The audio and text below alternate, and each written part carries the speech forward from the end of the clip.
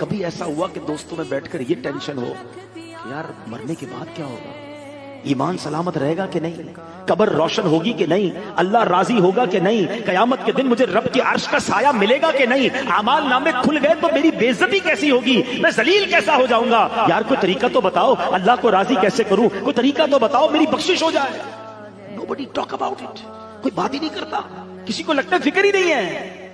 اور جن بزرگوں کے ہم نام لے کر جی رہے ہیں نا، میں ان کی باتیں کر رہا ہوں۔ اے خواجہ کی چھٹی منانے والوں، میں خواجہ کی بات کر رہا ہوں۔ آؤ غوث پاک کے مرید بیٹھو، میں تمہیں غوث پاک کے بارے میں بتاتا ہوں۔ اتنے بڑے بزرگ ایسے نہیں تھے، ان کے نام بڑے بڑے۔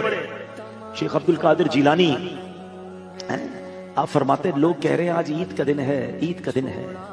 عبد القادر کے لیے عید کا دن وہ ہوگا جب اپنا ایمان سلامت لے کر قبر میں جائے گا۔ شیخ عبد القادر جیلانی وہ کہہ رہے ہیں، ہاں وہ کہہ رہے ہیں، یہ حقیقت کو جان گئے تھے، یہ خوف خدا والے تھے۔